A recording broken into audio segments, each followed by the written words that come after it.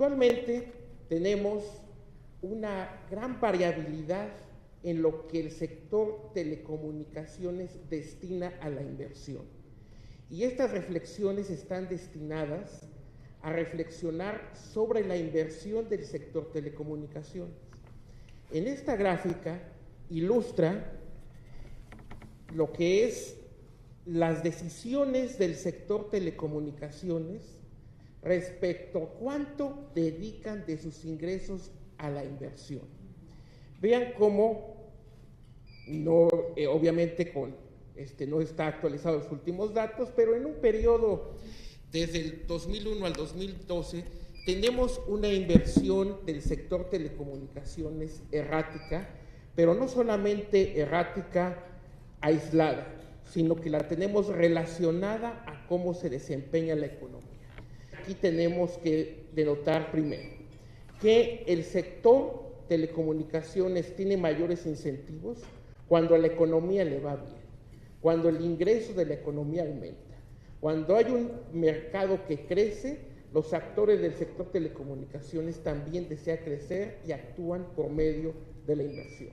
Actualmente, la participación del sector telecomunicaciones en el producto no ha superado o no sobrepasa el 3%.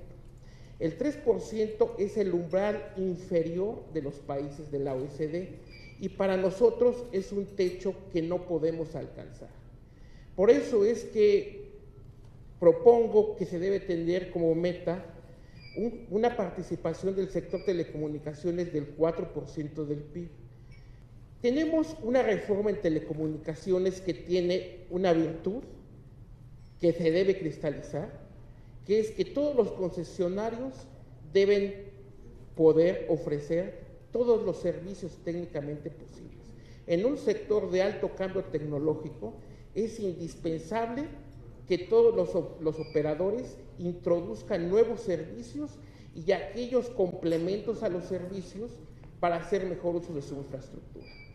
Pero también tenemos riesgos, porque los actores económicos toman decisiones de inversión en base a un contexto regulatorio. Y si el contexto regulatorio no incentiva la inversión, entonces tenemos un estancamiento de la inversión que determina la oferta de servicios en el futuro. ¿Qué es lo que experimenta o qué es lo que parece que las leyes secundarias ahorita en discusión en el Senado ofrecen al respecto? En la experiencia internacional vemos que la tendencia mundial es a incrementar la penetración de la banda ancha. Ya dejemos de medir el sector telecomunicaciones con líneas fijas o solamente minutos de voz.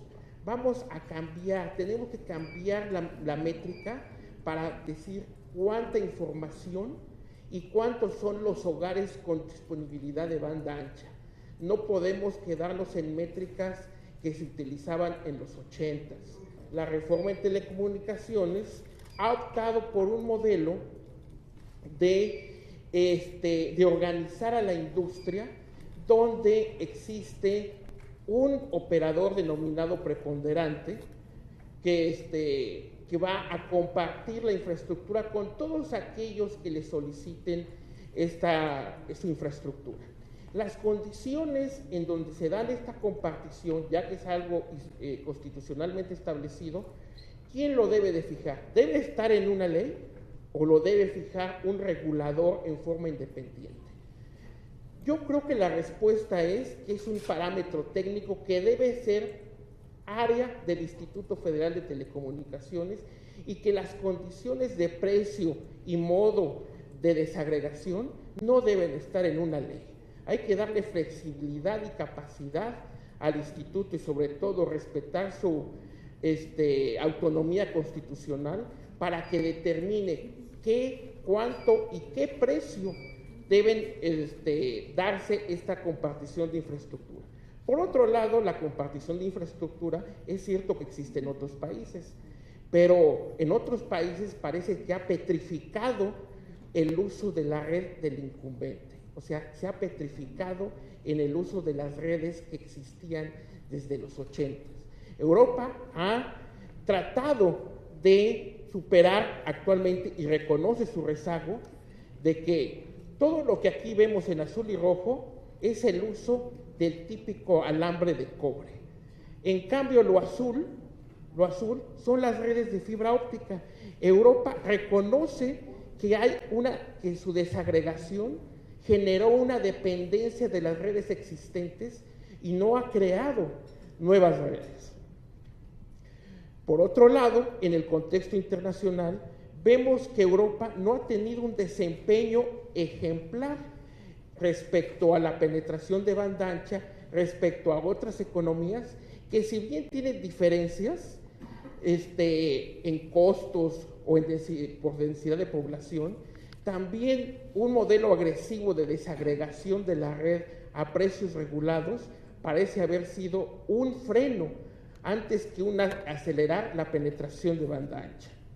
Ahora, si aquí vemos la inversión europea y la inversión en los Estados Unidos, que no tiene desagregación y donde hay una competencia, donde cada operador compite con las otras, con sus propias redes, vemos que la inversión, obviamente, hay incentivos más elevados cuando se compite invirtiendo en propias redes que a través del uso de las redes preexistentes.